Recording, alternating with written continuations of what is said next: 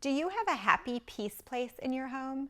In this video, I'm going to show you how to create a peaceful home environment for your kids so they can learn to calm down. I'm Stephanie Anderson, mom of 3 and founder of the Peaceful Playbox. I teach moms how to get their kids engaged in screen-free play so they can get work done at home. If your kids are very active, feel stressed, or have trouble sleeping, by the end of this video, you'll have a new tool that you can use to help everyone in the family de-stress. Did you know that by 4th grade, almost half of all kids say that they are stressed out? Are your kids stressed out? Having a peace place set up for them gives them a way to identify their feelings and manage them. So what is a peace place?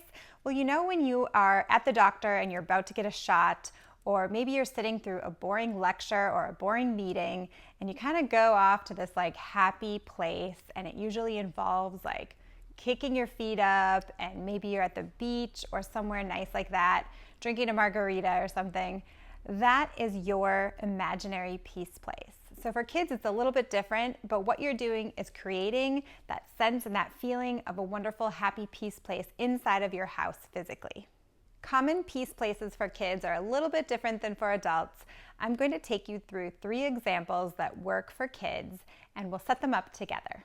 In each example, we're going to do 3 things. The first one is incorporate sensory details. The second is to bring the outdoors inside with natural elements. And the third is to offer mindful activities. Is this making sense to you? If it is, hit that like button below. All right, so the first example is a beach. So it could be a beach, a tropical vacation, a family vacation.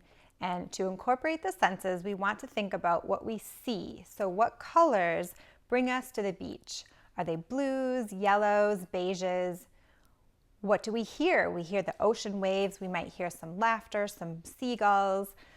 It's possible to set up a soundtrack in the background and play it, or perhaps you want to open a window to hear kids laughing outside. With taste, we don't use taste in our peace places at our house because I don't want them eating in their peace place, but smell and taste go together hand in hand. So for a smell, at the beach, you might have a big sea salt spray kind of smell, also maybe some lotion with sunscreen and kind of a tropical vibe. You could have that in your peace place. For touch, you could have some shells, some textured balls with sand in them that could be squish balls. For the vestibulary and proprioceptive senses, which is basically body movement and awareness in space, you could make sure that there's a place within the peace place to lie down, maybe have some water elements. So for water elements, you could offer a Buddha board, which is a water-based art board. And so those are the senses. What kind of natural elements remind us of the beach? So that's the sun, the water, the earth or sand, the space, the beauty. So we could bring in warmth and light with maybe some blankets, some brighter light, have it by a window. For water, we could have a fountain going nearby, or we could use one of those sensory water timers. For the earth, if you're brave, you could try a little mini sand Zen garden near the peace place. But if you don't want to make it messy, just some plants and flowers and shells will bring kind of that beachy vibe to the peace place. And for space, we want to make sure that the actual space that's in the peace place doesn't have a lot of clutter, visual clutter or digital clutter. And fresh air from the window or an air purifier would be a great way to set up a beach peace place. And then lastly, for beauty, you could have a picture of a beach or a sunset over the water. You could be by a window, have art. And so that would be sensory elements and natural elements. Now the last thing are mindful activities, and since the beach is so closely associated with water, I'd suggest having some watery type things. So like a lava lamp or a stress ball that has sand inside of it to play around with, water timers, things like that, and then books about the beach. So there you go, you have all the elements you need to create a peace place that is focused and recreates the sense of being at the beach. Our second example is recreating the womb, or where kids came from, which is inside their mamas. So for this one, we're going to want to make sure that for the elements, we have, what do you see? Well, not a lot. So maybe it's a very dimly lit area with, maybe you add some flashlights or like a very soft lamp inside. For hearing, it's kind of muffled voices and maybe like a heartbeat sound. So you could do a pre-recorded heartbeat, or sometimes they have those like pillows that you can touch and they kind of vibrate to give a little sense of the hearing of the blood pumping through you. And muffled noises, make sure it's in a softly quiet area with not a lot of noise from the rest of the family or the television. For smell, what comes to mind for me is kind of like baked goods or kitchen smells. So if you have essential oils that smell similar to that, or if you can find a natural candle that you could have nearby that's up high where they won't accidentally knock it over, to kind of recreate maybe a baked bread or muffins or a common thing that you might have made when the kids were young, applesauce, something like that. And then touch, you want to make sure it's really cozy and warm and soft. So lots of furry blankets and pillows and ways to kind of curl up in like the fetal position, which makes a lot of kids feel very safe. And also an idea would maybe even be like a sleeping bag, because they're really tight inside the close quarters.